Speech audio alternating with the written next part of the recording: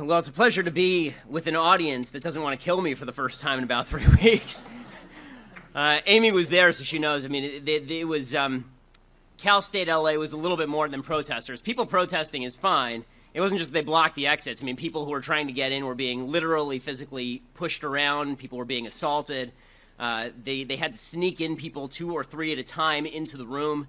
It was the Free Speech Underground Railroad. They had to take the cops and get people into the room 2 or 3 at a time in order to make sure that they could hear the lecture. Somebody pulled the fire alarm about 10 minutes in to try and shut down the speech. We spoke right through it. And then afterward, the cops told us that if we tried to wade out into the crowd, it actually would have started a riot. So I had to be spirited away by 10 to 15 uniformed police officers, put into an unmarked car, driven off campus by 2 motorcycles flashing their lights.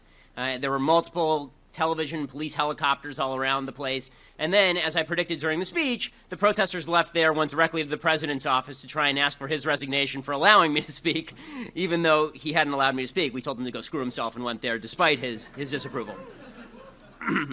So, with all that out of the way, let's talk about how you can debate folks on the left, because this is sort of my specialty. It's what if I'm known for anything, it's debating folks on the left, although lately it seems I'm known for a lot of bizarre things. So in any case, let's start with here are the 10 rules for debating the left. Let's start with the question, when should you bother debating people on the left? Right? Everybody always thinks, I see a leftist, I'll debate the leftist. Not true. There are only a couple situations in which it is worthwhile to debate somebody who is on the left. One is you found the one honest leftist in America. Congratulations. There's only one of them, and he's walking around in Nebraska somewhere. Sometimes he rides a donkey. But aside from that, you will not find him, so that's not real. The second time you should debate a leftist is if it's in public. If it's in public and there are other people watching, you should debate a leftist. And that's what these tactics are for, right? These tactics are specifically for when you're debating a leftist in public. And the goal of this debate is not to convince the leftist, because leftists are not easily convinced because they operate from the cockles of their small hearts and even tinier brains. So the goal here is not to actually convince the leftist, it's to humiliate them as badly as possible in front of as large a number of people as possible. So here is how you actually do that. The reason for that is because politics, unfortunately, but just realistically, is blood sport. Politics is a game where there are winners and there are losers. It is not just a wonderful discussion where people trade ideas. Not anymore. It hasn't been, certainly for my entire adult lifetime. And when I talk to folks who are above the age of 60, they tend to remember a time where politics was a lot more genial, where you could actually have political conversations without people getting in each other's faces and implying that their political opponents were bad human beings. This is no longer the case. The left basically has one argument against all of you, and that one argument is, you're a terrible person. That's the argument, right? I mean, you're on campuses, you're in high school, you know this, right? When you talk about any issue from the right, the answer is, well, that's because you're a racist, sexist, bigot, homophobe who hates the poor, right? That's always what it comes down to. You're a terrible, horrible human being. So here is how we're going to, tonight, we're going to teach you how to rebut this particular presumption. So here are the 10 rules. The first rule is you have to hit first. You have to walk toward the fire. So this is something I learned from my mentor, Andrew Breitbart. The idea is that you can't avoid the battle. You can try and be nice, you can try and run away from the battle, but the reality is that you are going to become a centerpiece. If you decide to go into politics at all, even to discuss it, you are going to be the focal point in a battle. So just walk toward the fire, embrace it. It's fun. Believe it or not, it's fun. It actually is. Even though, there's the occasional death threat, and by occasional I mean constant, but it actually is a lot of fun to do this. I have a lot of fun doing it. And if you're not having fun doing it, you're not doing it right. And you can tell, by the way, with political candidates, the ones who have fun on the campaign trail tend to be the ones who are successful. People like to watch people who are having fun engaging in the battle. This is the happy warrior kind of idea. Walk toward the fire, embrace it. It's going to get ugly, but that's okay because you know how to punch. Okay, the second rule is you need to frame your opponent. So as I mentioned, the chief tactic of the left is that you're not a good person, right? It's unearned moral superiority. Leftists don't do anything for the world, okay? Leftism doesn't do anything for the world. Leftism is a philosophy of stealing and taking and voting for people to put a gun to somebody else's head to take crap from you for their own personal betterment, right? That's what leftism is. Socialism is the most selfish philosophy in human history. It's the basic notion that I'm breathing and therefore you owe me crap, okay? But the way they sleep at night, because they're not adding anything to the general productivity with this philosophy, is, but yes, I'm a better person than you. So your job is to rip away that facade, because they're not. They believe in a really terrible philosophy. So you have to frame your opponent. Right? So most famously, I did this probably in the Piers Morgan interview. I've done it many times, but I don't know how many of you have seen this interview. I did with Piers Morgan, it's now about 3 years ago, on CNN, right after Sandy Hook. It was an interview on gun control. It tells you that it's been a while because Piers Morgan hasn't been on TV for a while, partially because of things like this. And we started the debate, and he wanted to try to explain to me why gun control was a wonderful thing. And before he could even start, he'd been spending days, weeks, proclaiming that anybody who didn't believe in his brand of gun control, anyone who didn't believe in his particular notion of what we ought to do with gun law, that person didn't care enough about the dead children in Sandy Hook. So he started off the interview by saying, Mr. Shapiro, you've called me a bully. Why? And I said, because you are a bully and you stand on the graves of the children of Sandy Hook in order to push your political agenda. And he had nothing to say to that, because it was true. And he kind of clutched his pearls and said, how dare you? And I said, right, but I watch your show. It's true. And he said, again, how dare you? And I said, again, I watch your show. It's true. By framing my opponent, he could no longer put himself in this higher moral category. There was no way for him to portray himself as the figure on the rock preaching the gospel to people. He couldn't do that anymore. I had taken that away from him. The high moral ground no longer belonged to him. And you have to do this with folks on the left. You can't accept their premise. You have to frame your opponent.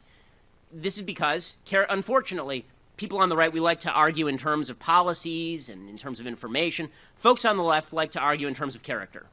Right? Folks on the left love this. This is why Hillary Clinton's entire argument against people on the right is that they're terrible human beings who want to hurt folks. Right? This is Hillary's argument. This is Bernie Sanders' argument.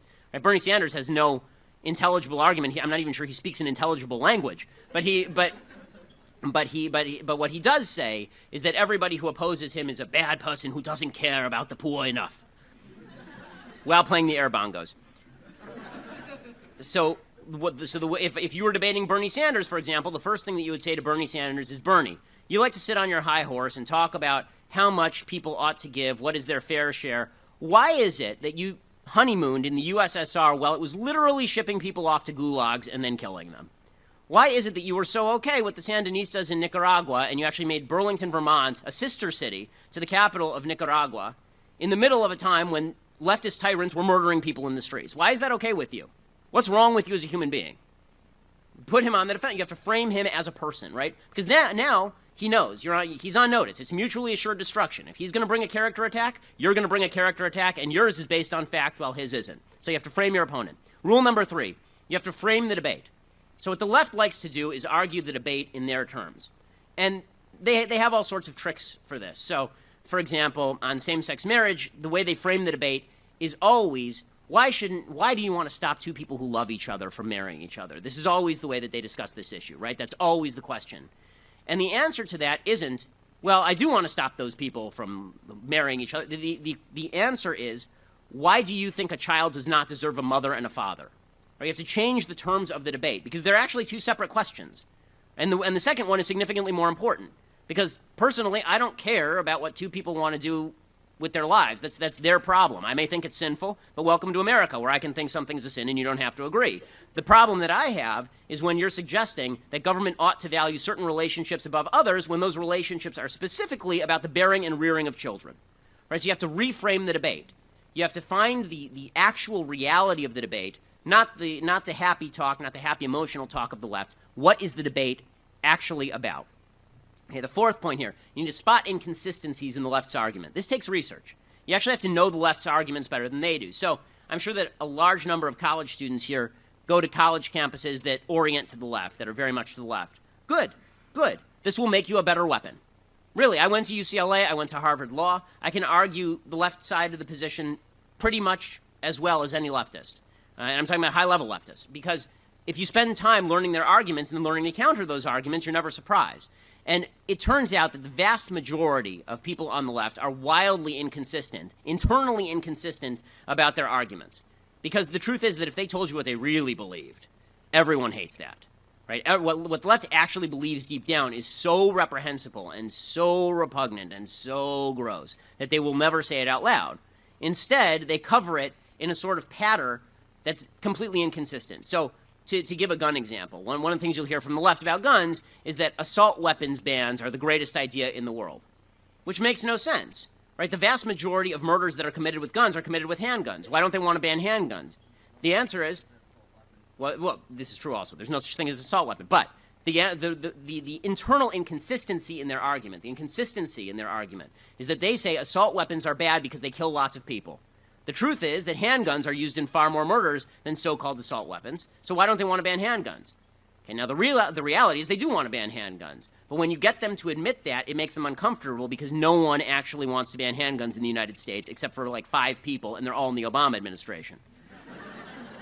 So you can always spot that the left is filled with these sorts of inconsistencies, right? Even on global warming, they say, well, global warming, it's going to heat up the world and we're all going to die and the polar bears are going to drown. They won't be able to drink Coca-Cola anymore. It's going to be all sad.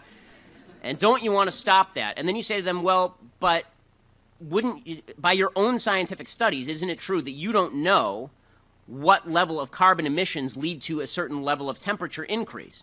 So given that, according to your own studies, we could dramatically decrease the amount of carbon we're putting into the atmosphere, and we'll still increase the temperature. The amount of the temperature increase will still happen according to your own models because that carbon's already in the atmosphere. There's no way to stop that. And they have no answer for that because it's internally inconsistent, because the real agenda for global warming is a giant economic leveling and taking down of Western economies in favor of less developed economies, because essentially the people pushing this are economic Marxists. Okay, 5th point. You have to force the left to answer questions. You may notice that I'm slightly aggressive in my style. There's a reason for this. This is because if you're on the defensive, you're losing. Right? There's no such thing as playing defense in politics. You're on the offensive all the time. You're forcing them to answer questions. The left loves nothing better than to just grill you as though you're a defendant on the stand. But the truth is you don't have to defend yourself against their attacks. They need to defend themselves against your attacks. So anytime you're asked a question, you should think, okay, how can I flip this so that I'm asking them a question, so I'm putting them on the defensive, right? Any of these inconsistencies is a good example of doing that. You can put them on the defensive and force them to answer questions. Leftists hate answering questions because it makes them think, and thinking is not their strong suit. Feeling is their strong suit. So if you get them away from feeling, which you did with the character argument at the beginning, and now they have to think, which is what you're trying to make them do now, they get all confused, and then they sort of start crying, and it gets all awkward, and then you have to apologize because you ruined the dinner party, but it was fun anyway. Okay.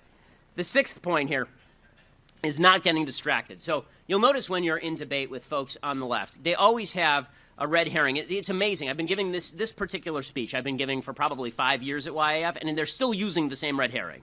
They still use it, right? It's the only one that they have, right? So you're talking about Barack Obama's foreign policy is terrible. It's just terrible. The world's on fire. He's been feckless. He's incentivized all of America's enemies to become more powerful and more anti-American. People are dying all over the world because of President Obama's foreign policies. And the first thing they do is they scream in agony, and their head swivels full 360 degrees, and they vomit in all directions, and then they shout, Bush, right? Like Linda Blair from The Exorcist, which is a reference that your parents will get, but you may not. So like Linda Blair from The Exorcist. So in any case, the proper answer is don't get distracted by George W. Bush, okay? First of all, he's not that distracting. Second of all, George W. Bush is not relevant to this conversation. Okay, he's not. What does it matter what George W. Bush did in 2003 in Iraq? What matters is what you're doing right now, right? We're not talking about that. If you want to debate Iraq, we can also debate whether it would have been better if Woodrow Wilson had stuck with his Russian intervention in 1919 instead of allowing the Russian Reds to beat the Russian Whites. I mean, if we're going to do a historical debate, let's go all the way back to the beginning. Let's do this thing, right? Let's talk about John C. Calhoun, right? Let's talk about Millard Fillmore. Let's go all the way back, right? Let's talk about the Federalists and the Anti-Federalists. Hell, let's go back to Adam and Eve. I mean, that was a big debate, wasn't it? Let's take this sucker all the way back to the top. The proper answer to Bush is Woodrow Wilson, right? Next time somebody says Bush, you just say Woodrow Wilson or James Garfield. Pick a random president and just say it back to them, because that's about as relevant. It's not relevant. You don't have to follow them down their imaginary silly rabbit holes. Okay, 7th point. If you don't know something, you need to admit it right off the bat. So this is where more people get caught in debate than any place else. If Donald Trump were a normal candidate, he'd get caught on this all the time, right? Because Donald Trump literally knows nothing. He knows zero things. The number of things he knows has actually started to decrease into the negatives, right? He's making up things that he doesn't know now. So one of the gaffes that Donald Trump had, he was being interviewed by Hugh Hewitt, and Hugh Hewitt asked him about the nuclear triad. And Donald Trump didn't know what the nuclear triad was. Okay, fair enough. Just say, look, Hugh, I'm not an expert on the nuclear triad. Maybe I'll make you my defense secretary. Right? That would actually be a decent answer. Right? Or I don't know the answer to your question. I want to research it and get back to you later. That's okay. What you probably shouldn't do is do the things that Trump does, which are, by the way, are not going to fly in a general election. Things like where Donald Trump is asked about the Al-Quds force, and he says, oh, the Kurds. And then he says that he misheard. Right? He just makes things up on the fly. Or he's asked in the last debate about H-1B visas, and he just shifts his position 180 degrees because he doesn't even know his own position because he can't read. So the point here being, you don't have to pretend to know things that you don't, because that's the easiest way to get in trouble in a debate. Because usually the left, they don't know many facts, but they usually know like one, and it doesn't have anything to do with anything usually. You know, you're talking about something, and they say, well, did you know that the air speed of a swallow in flight, right? And you're supposed to come back with something, and it's like, no, I'll check that out, I guess. I mean, okay, you know. Let me do some research and get back to you is actually a fair answer in debate. You're allowed to say it. You don't have to be the person who knows everything. Nobody knows everything. I'm close, but nobody knows everything. Okay, 8th point, you don't have to get sucked in by the paradigm. So it turns out that you're arguing your own beliefs and your own positions. That means you don't have to defend anybody else's beliefs and positions if you don't believe them. This is actually, I think, a great danger in American politics, is that people feel the necessity to defend positions they don't like and don't hold just because it's our guy.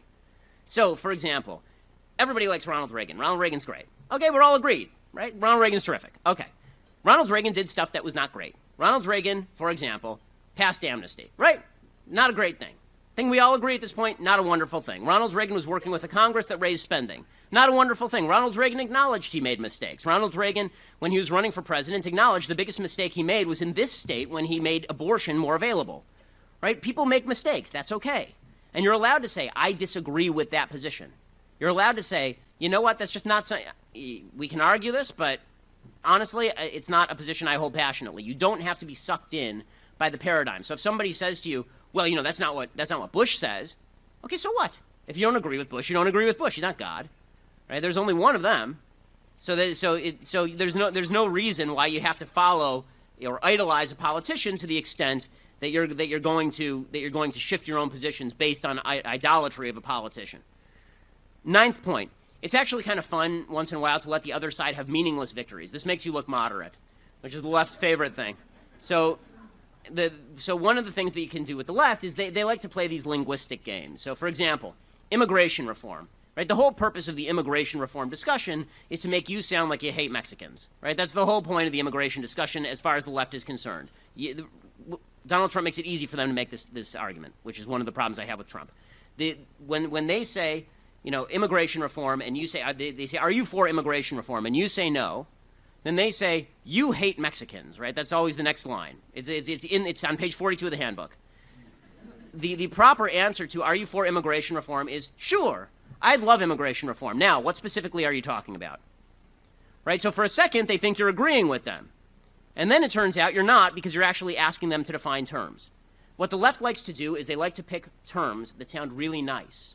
Like happy-dappy-do, great terms that just sound great to everybody. Right? Aren't you for hope and change? And you say, no, I'm for despair and rage. Right? That actually is my campaign platform. But what you actually should do if somebody says, are you for hope and change, is you say, sure, I like hope, I like change. What the hell are you talking about? Right? Because what that means is that you're not dismissing them out of hand. You're asking them for clarification, and then they're in trouble because they don't think, again, in terms of what's under the surface. They just think in terms of these kind of broad terms, and this is the trick that they play. It's actually a brilliant trick. One of the things that they do is they pick terms they know 100% of people like, and then they redefine those terms to mean something that pretty much 0% of people like. Right? Everybody likes hope. Everybody loves change. Not that many people are fond of a sagging economy and a flaccid foreign policy. Right? It turns out not that, but that's what he means by hope and change. But if you say, no, I oppose your hope and change agenda, the hopey changey thing, as Sarah Palin liked to say, right? If you say that, then they say, well, that's because you're a bad person, right? It always goes back to that original argument. Always reverse, right? You say you're against hope and change, it's because you're Eeyore. You're just terrible. Right? Okay. Final and tenth kind of point in arguing with the left, and that is body language actually matters when you're arguing with the left. Whoever gets angry first loses. That's the general rule of debate. Unless, again, Donald Trump violates every rule of debate. But aside from Donald Trump, assume you're not Donald Trump and you're not one of the world's most famous men before you start debating someone. Assume that you're just a normal human with a normal IQ, and you're asked to debate somebody. Well, then you should utilize good body language. So the Democrats are great at this, actually. They actually train in body language. Obama did, Clinton did. They had people who actually taught them specific body language moves. So Clinton, who's probably even better than Obama at body language, Clinton was very famous for doing this motion with his hand, right? When he's driving home a point, it's this, the elevator button push, right? He goes forward like this because if he goes like that, he's lecturing you. And if he goes like this, he's a fascist. But if he goes like this, right, then he's just gently prodding you. He's gently encouraging you. Seriously, these things actually matter, right? If I'm smiling when I make this speech, this is a very different speech than if I'm raging at you, right? These things make a difference. Body language, imagery, these things matter, right? In 2008, some of you I think are old enough to remember 2008. In 2008, if you can recall the conventions, Barack Obama descended from the clouds, a la Leni Riefenstahl, onto a stage with Greek pantheons behind him, and the trumpets blared, and Zeus crowned him king god, and it was amazing in front of 60,000 people, and it was just unbelievable. And then John McCain toddled onto a stage, holding a microphone between his hands, and he has physical infirmities because of his time being tortured, because he's an American hero. He's not a community organizer who's never done anything. And so he toddles, but for whatever reason, he toddles onto the stage, and he looks like John McCain, right? There's no way to change that. He looks like John McCain. And he proceeds to stand in front of a podium like this, and then behind him, they've put a lime green screen. Not like a green screen, right? Not like you and I would think of a green screen because we're technologically savvy, like a green screen where they're going to put some cool animation behind him with like a flowing American flag or a waterfall or a bald eagle or something. No, it's just a lime green screen, like they're making a pornography in San Fernando Valley. And then he proceeds to speak, and nobody hears a word he says because the imagery matters. There's a difference between the God King being crowned and a little old man speaking in somebody's basement. Right, so all of these things actually matter. So think about it. Like you actually have to think about being well dressed, something that comes not naturally to me at all. You actually have to think about getting a haircut once in a while, dudes. You actually have to learn some elements of body language. Again, Bill Clinton was the best at this. Bill Clinton, he was famous for having 3 forms of handshake, 4 if you include Lewinsky, and it was he had the 3 forms of handshake were he would shake somebody if he just was meeting you for the first time. He would go for the double hand clasp, right? He would clasp your hand. Nice to meet you. Great to meet you. The second one was if you were a potential donor, right? And that was the hand here and then the other hand on the bicep, right? You're a good friend, right? You're an awesome dude. And then there was the kind of hug, right? That was if you were a big donor or a huge donor from China for whom he was going to declassify nuclear secrets. Then he grabs you by the hand and takes the other hand and puts it sort of on the back of your neck, on your shoulder, because you're just a dude and we're dudes together and it's awesome. So body language actually matters when you're debating people and in normal conversation when you just do politics as a general rule. This is why the most famous case, of course, is 1960, where Nixon wins the debate with Kennedy on the radio and loses the debate with Kennedy in terms of TV because he's sweaty and he's got the flu and he just bumped and he clocked his knee on the car and all this stuff and he's favoring one leg. It turns out that people actually do look at you and they make a decision about whether you're winning or losing in the first half a second of a debate, essentially. So those are your 10 rules for debating folks on the left. Now, the final point that I'd like to make here is that it is imperative that you enter the battle. And it's not going to be a choice for you. Right? We're now of a generation. I'm not that much older than most of the people in the room. I'm 32. Right? And it's in my lifetime the obligation to become part of politics has actually risen dramatically. It used to be that when you turned on ESPN, you didn't get 8 minutes of the President of the United States giving his NCAA picks, right? Which is what I was working out yesterday, and that's what Obama was doing. It used to be that you could turn on a normal TV show and not be afraid of being hit with the politics of the left dramatically in your face. It used to be that you could have a normal conversation with people about politics without it verging on violence, which is essentially where we're moving. You're going to have to learn to enter the fray because they're not going to leave you alone. There's no such thing as the left leaving you alone anymore. Even all the people, you guys are politically motivated, but all the people out there, all the people who are conservative out there who think they can just live their lives and be left alone with their families, the government will just leave them be, the left will allow them to live their lives if they just keep quiet, it's nonsense. They're not going to allow them to do that. The left is firmly convinced that it is in the right, and the left is firmly convinced that it has both the capacity and the moral superiority to control every aspect of our lives because, again, we are benighted, bad human beings. The only way to fight it back against that is, as President Obama's White House liked to say, to punch back twice as hard. Thanks so much. Happy to take questions.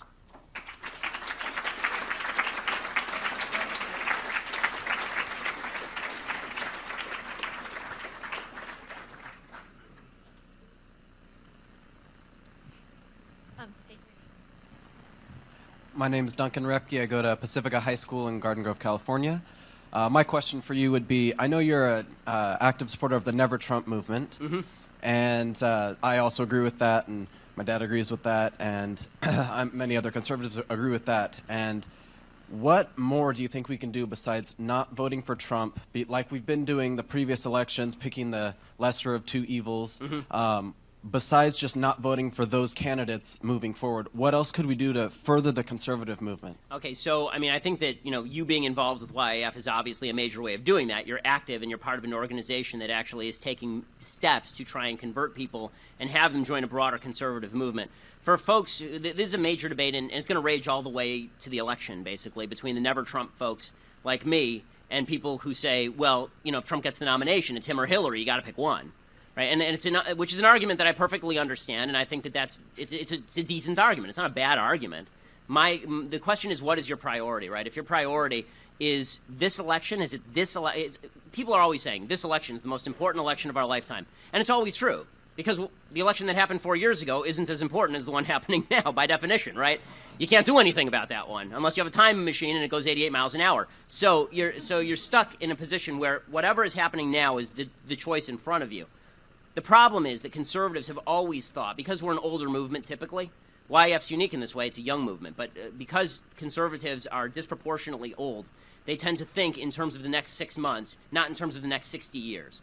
Right? You can see how conservatives think by look at how conservatives see 1964 versus how Democrats see 1972. Right? Conservatives look at 1964 and they say, oh my God, that was just so terrible. We got blown out by Lyndon Baines Johnson, awful in every way.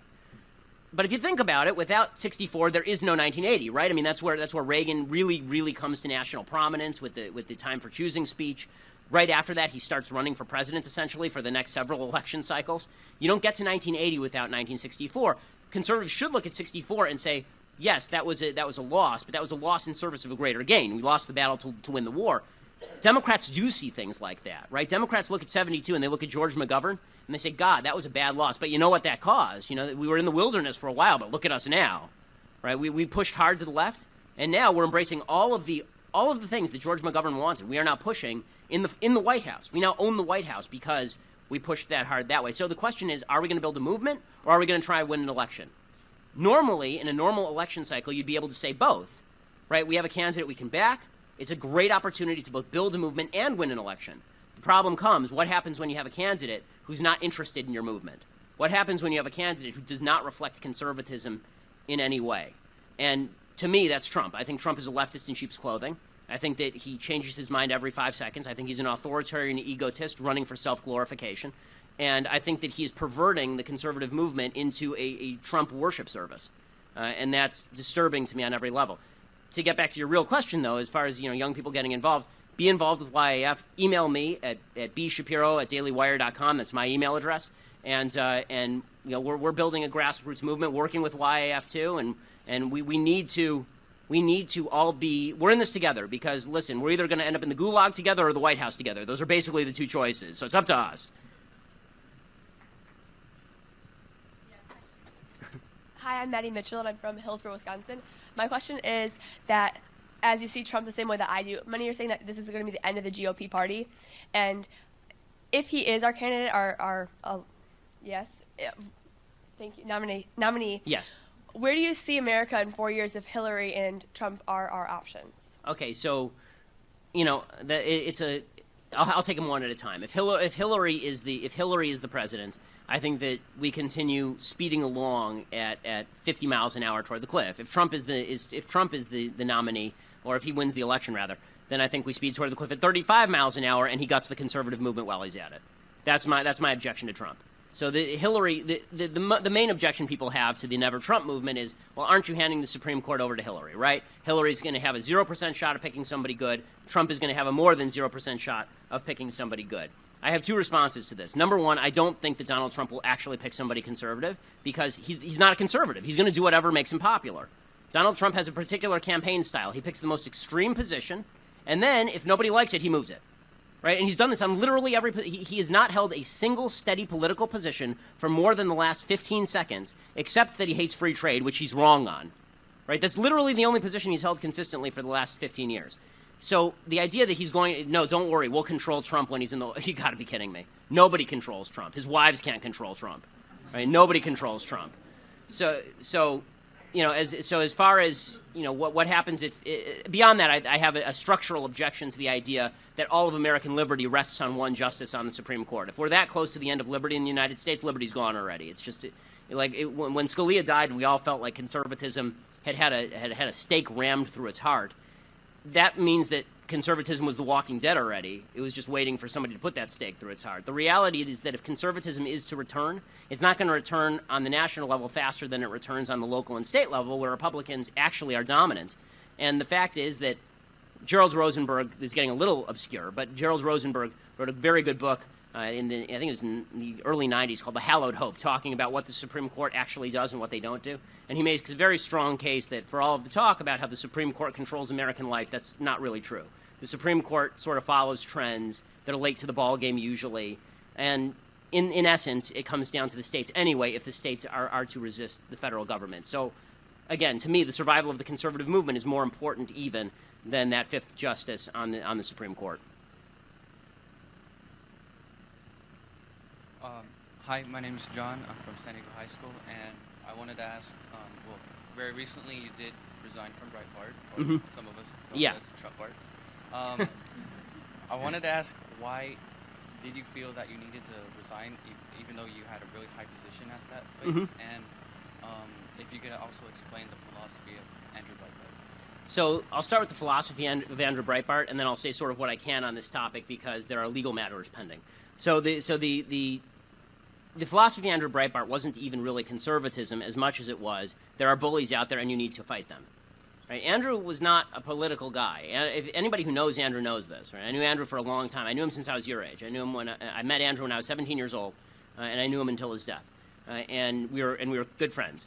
And Andrew was not somebody. He was not a policy wonk. He didn't really care that deeply about policy. What he didn't like is people being lied about, and he didn't like bullying. These were his two big things: lies and bullying, particularly by the media. If you read his book Righteous Indignation, which is a very good book, he talks about what his goals were and what his mission was, and he always said that it was to destroy the Democrat media complex. This kind of sick combination between the left in politics and the left in the media that covers up for lies and bullies people into submission. That was his chief goal. The reason I resigned from Breitbart, and I said this in my statement, was because, for those who missed it, there's a reporter for Breitbart. Her name is Michelle Fields. I really only knew Michelle quasi-peripherally, actually, and Michelle said that she had been grabbed by Corey Lewandowski, who is Trump's campaign manager, and bruised on the arm. That was the baseline of what she said, that she'd been grabbed and she'd been bruised on the arm. And Breitbart, instead of defending its own reporter, came back with... They attempted to first say, they sort of gave a tepid ask for an apology to Corey Lewandowski, and then when he smeared Michelle as an attention seeker and a fabricator and a liar, they then came back on last Friday, they came back with a piece suggesting that Michelle had gotten the story completely wrong, even though it was already backed up by Ben Terrace, who was at the Washington Post, even though it had been caught on contemporaneous audio tape and videotape. They said, well, no, it was probably a Secret Service agent. And at that point, I said, okay, any site, look, everybody who objectively looks at Breitbart knows that it's a very pro-Trump website. It has been for the last 6 months. And that's fine. I mean, if you're going to be open about your bias, be open about your bias. I run a site called Daily Wire, and Daily Wire is a very pro-Cruz website, right? I'm very pro-Cruz. That bias is reflected in our editorializing, right? I think Cruz is the best conservative candidate in the race. And I hope I'm honest enough to still analyze the race. I mean, like, for example, in the last debate grades, I gave Donald Trump an A for what it's worth, and I gave Ted Cruz a B. But whatever your editorial policy, that's one thing. Violating the basic bounds of decency, which says not only that you defend your reporter from being physically bruised by a campaign manager, but that you also defend the truth. This seems to me a baseline level of decency, and once you cross that level of decency, I don't care which side you're on, right, left, or center, which candidate you back, Cruz, Kasich, or Trump. At that point, I'm out. I can't be part of any organization that won't stand for truth or decency above loyalty to a particular political candidate. That's what I said in my statement. That's already been public record and obviously a major news story. Hey, Ben. Thank you very much for speaking today. Always love listening to you. So I had a quick question. So when you talk to people, or I have some friends that believe that they can't really make a difference, or that their vote doesn't count, or that politics is negative, so they don't want to get involved. What do you say to people like that to spur them on to make a difference? Or well, I mean, mathematically, your vote doesn't count, so I don't argue. Especially if you're in California, my vote hasn't counted my entire life. So, but it's not the voting that makes the difference. It's the way that people are convinced. I think one of the great lies of American politics is that people are convinced by watching the candidates. I don't think that's true. I think people are convinced in slow, steady fashion by the people who surround them. I think that you learned your politics from your parents and your friends and the cultural influences in which you engage. I think that's true for all of us. Very few people come to an election and they just go, oh, I'm going to open-mindedly look at these two candidates and decide which of their policies this best. That's a mythical version of the voter. It doesn't exist. What that means is that every time you engage in a conversation, you're shaping the future of American politics. Because if you convince somebody, I mean, not to sound like I'm pushing a pyramid scheme, but that's essentially what conversations are. It spreads beyond the conversation that you're having.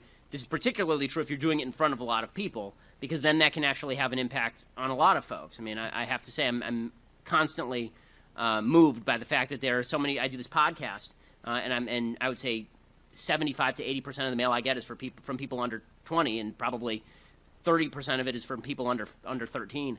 And that's because if you speak truth into the void, it's not a void. There are people out there. So just keep speaking truth. And people are pessimistic now, and I'm a pessimist by nature because for me pessimism is realism. But you are not.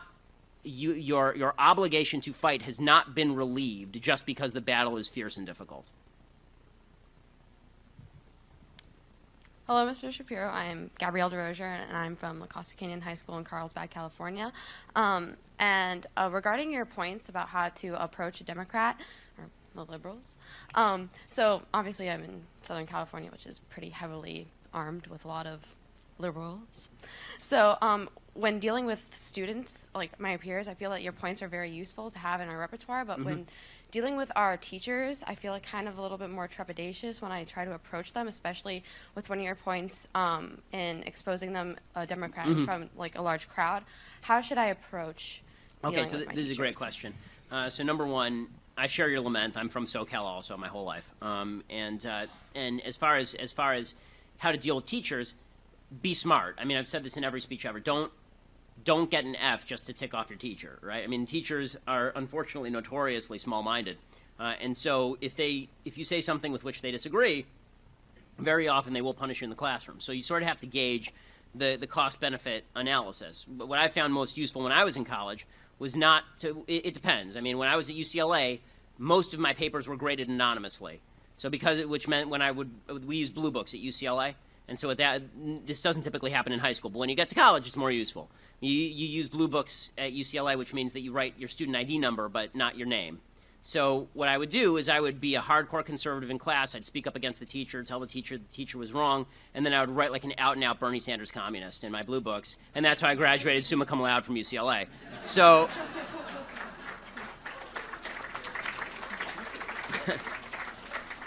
in other words, don't sacrifice future success for present satisfaction at getting in a jab. Look down the line, see what your interest is. I think the question that conservatives should always be asking themselves, first and foremost, after, what are your values, are what purpose does this serve? Right? We're utilitarians when it comes to politics. What purpose does this conversation serve? What purpose does what I'm doing now serve? What purpose does this, I ask myself this about TV appearances, for example. What purpose does this TV appearance serve? So, for example, I was asked on Comedy Central a couple of years ago, and I said no. And the reason I said no is because they insisted on pre-taping it, and I said I'll only do it live. And they didn't want to do it live for obvious reasons. So it didn't serve my purpose, so I said no. Right? The question, what purpose does this serve, will serve you well throughout your career and throughout your academic career as well. Hi, my name is Sean. So earlier when you were talking about beginning a debate, you spoke very strongly about their points of view and how to approach it. But from what I see it, there are two types of arguments they'll make. They'll make moral arguments, obviously, but the way you can answer it is with policy. But what if it comes down to a moral issue for the topic of abortion? When it comes down to it, it is purely a personal difference. So how do you argue personal differences in a debate? How do you try and convince people who have different points of view than you? Okay, so this is the first thing that I would say is that when they argue morality, you should not argue policy. You will always lose. Morality always beats policy. It's why Republicans lose. Right? When they argue that it's immoral for you not to be nicer to the poor, and you argue, yes, but your policies are ineffective. Okay, immoral beats ineffective in an argument any day. So when it comes to purely moral issues, social issues like abortion, to get more specific, the reality is that abortion is not a complex issue. It's a very simple issue. That's either a life or it isn't. It's that simple. If it's a life, you can't kill it. If it's not a life, you can do whatever you want. It's a kidney. Right? So, and then it becomes, okay, so how do we define life? And the answer to me is you define life by the same way that you would define life if you found it on Mars, right? If you found a single-celled organism on Mars, it's a life, right? And I know, as somebody who has one baby and another on the way, that what's in there is not a random piece of tissue. At the very least, even if you don't believe it's a life yet, it's certainly a potential human life, and that seems to be more valuable than your convenience. And there's something nasty and cruel and degrading about the idea that you get to decide whether something is a life or not based on whether it's convenient to you or because it's in your body. By the way, this is exactly... It truly is amazing, actually, how history repeats itself. The argument in favor of abortion is exactly the same as the argument in favor of slavery. Exactly the same, right? You're on my land. I get to decide. It's up to me to decide whether you're a person or property. It's up to me, right? What are you going to say? It's on my land. What are you going to do about it? So when you have women who say it's in my womb, I get to decide based on what I feel today. I look into my heart, and I decide whether this is a child or not. Well, it turns out that in human history, there's a long and inglorious chain of people who said, I get to decide whether this person is a person or not. And it never ends with anything but mass death. So if you want to be that person who says, okay, that's not a human life, I'm just going to flush it down the toilet because it's personal convenience. You can always tell, by the way, who is losing an argument by who's using the euphemisms. When it comes to abortion, the left uses nothing but euphemisms. Abortion, terminate the pregnancy, pro-choice. They never say, oh, no, what I would really prefer to do is go in there with some steel instruments, cut that baby apart, and suck its brain into a sink. Right? For some odd reason, they don't like talking like that. I can't imagine why. So, I've never been a fan of pussyfooting around this particular issue. I think that it would be well worthwhile for whoever the Republican nominee is. One won't do it, but it would be nice if somebody would go onto a stage with Hillary Clinton and say, your stated position is that this child, then reach into his breast pocket and pull out a picture of a child at 30 weeks and say that this child can be murdered at the whim of the mother. This is your stated position. You believe that this is not a human. Right? This is a piece of flesh. It's a piece of random flesh. This makes you a bad person. Right? It does. I'm sorry. It makes you a bad person. My wife's 30 weeks pregnant right now. That baby's kicking the hell out of her. I promise you, that ain't a random piece of flesh in there. That's my child and it's her child. And anybody who says differently ought to be caned. It's disgusting.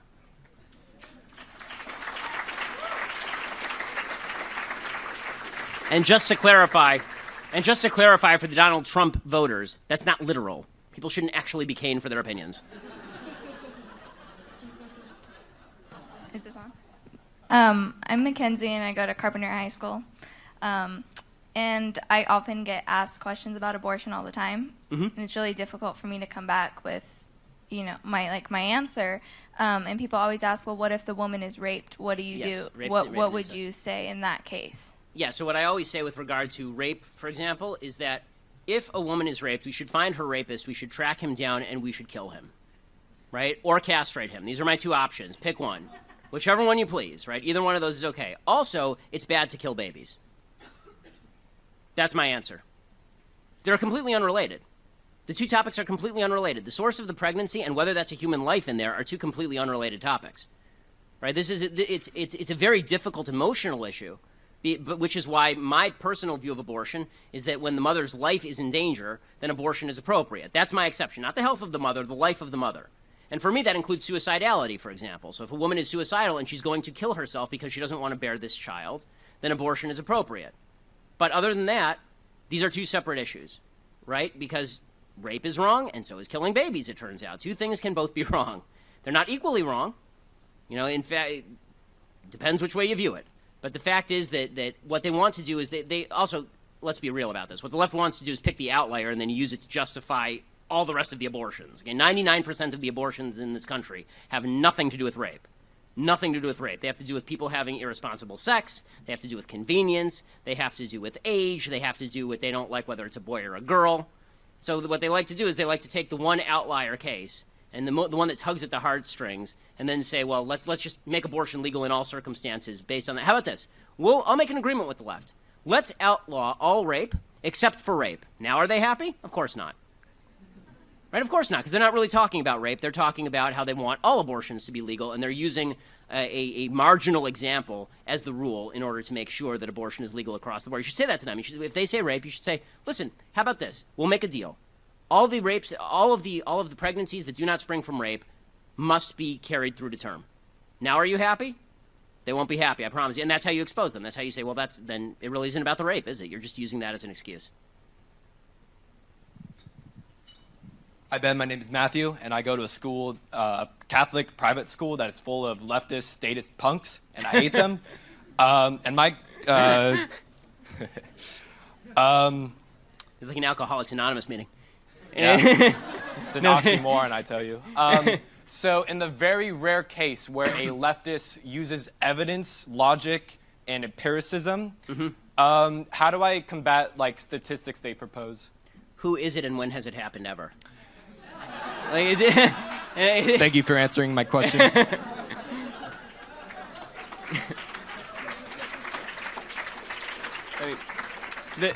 The truth is, the real answer to that question is do your research, right? I mean, before I do a debate, I never go into a debate without researching my opponent's writings and positions ever. It's just like a sports game. You have to research your opponent. It's a boxing match. You have to scout how your opponent fights, and then you have to gauge your opponent. I never walk into any debate without doing deep prep. Yeah, my name is Skylar Wilcoxon, and I go to Arcadia High School in Phoenix.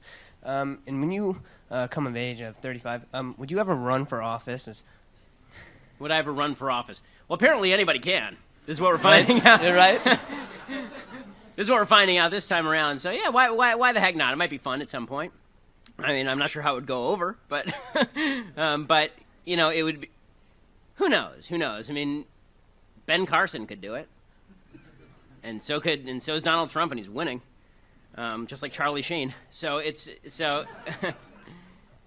sure, why not? I'm not going to rule anything out. I'm only 32. There's plenty of time for me to rule that out later. I'm Mr. Shapiro. I'm Sebastian from Los Angeles. So you mentioned you support Ted Cruz. Realistically, what path do you see for him to get the nomination? And more importantly, how does he beat Hillary in a general election? The path to Ted Cruz winning the nomination is for John Kasich to immediately fall into a deep sleep and not awaken for several months. That's the actual path for Ted Cruz to win the nomination. Unfortunately, Kasich is sucking up a lot of the votes that Cruz needs in order to overcome Trump.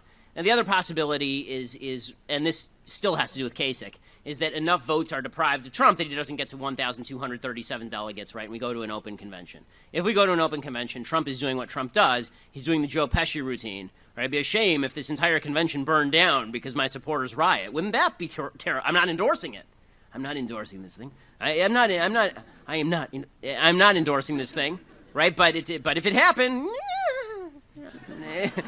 if it went to an open convention, then the question becomes: do people actually stop him if he has the most delegates, but he doesn't have a majority? I think Kasich is going to prevent that. I think the only reason Kasich is in the race right now is to actually do that, to prevent Trump from getting to 1237, and then to trade his votes for a VP slot. And as I was saying to somebody earlier today, my worst nightmare when this process started, literally my worst nightmare, would have been a Trump Kasich ticket. Like when this process, that is a double scoop of dog poop. I mean, that is just, and no matter how much whipped cream you put on that one, it ain't going to taste good. So that's just, it's a disaster area. I mean, if you follow, I live blog all of the debates, and if you ever follow me live blogging the debates or live tweeting the debates, there's only one line. Whenever John Kasich talks, I'm not sure I've ever described anything he's ever said. The only thing I do is I put it on caps lock and I write, "Oh God, please God, no, not John Kasich."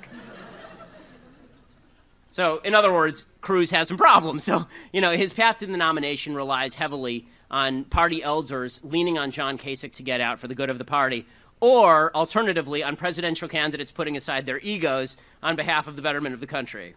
Yeah. Hi, I'm Eric from Fullerton, California, and I was just wondering, we've been hearing from Republican elders that if Trump gets a nomination, there's a possibility of a third party forming. What would you do in that circumstance? Well, I mean, I've already said openly I'm not voting for Trump in the general election because of the threat that he poses to the conservative movement. So if a conservative candidate that I liked, the easiest path would be to hijack the Libertarian Party, for example. Just go to the Libertarian Convention, hijack the nomination. The Libertarians are already registered on all the ballots in the different states, and then let's say that Cruz isn't going to do this, but let's say, by way of example, that Cruz decided, okay, I'll put up a third-party candidacy simply because I want to maintain a core of a conservative movement, then I would vote for Cruz. But listen, if no third-party candidate appeals to me, I simply won't vote at the top of the ticket. I'll vote further down the ticket. But I think that Trump is that grave a threat to conservative. Look, this is obviously this is a controversial position. It's something Republicans are going to be slugging out for months. But the key question that everybody should keep in mind on this debate, like do you vote for Trump or not, is which do you think is more important? Is it this election and stopping Hillary Clinton from doing all the terrible things we know she will do? Or is it the future of the conservative movement, if you agree with me that Donald Trump is going to hijack the conservative movement and transform it into something that more resembles a strong, nationalist, big government, centralized government populism? All right, this will be the last question.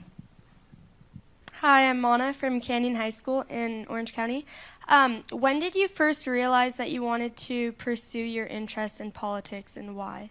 So I was looking back at my papers from when I was a kid, and I found one that I wrote when I was 11 talking about why Clinton should be impeached. So I'm pretty sure that it was early. But I got really involved. When I went to college, I was actually at that time a top-notch violinist. So I thought that I was actually going to go to Johns Hopkins and Peabody School of Music, and I thought I was going to double major in music and genetic science. Actually, I thought I wanted to go into science.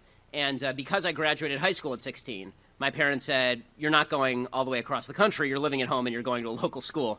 So I ended up at UCLA. So I started off at UCLA, and I hadn't registered a major, and literally the first day that I was on campus, I think, if not the first day, certainly the first week, the first couple of hours I was on campus, I saw an article in the UCLA Daily Bruin comparing Ariel Sharon, who was then the prime minister of Israel, to Adolf Eichmann, the Nazi. And so I walked into the Daily Bruin offices, and I said, "That's a terrible piece. I'd like to pen a counter to that." Which, by the way, for the left, that's how free speech works, gang, right? And try to burn the paper. So I went in and I said, "I'd like to write a counter." And that turned into them saying, "Okay, well, we've never seen one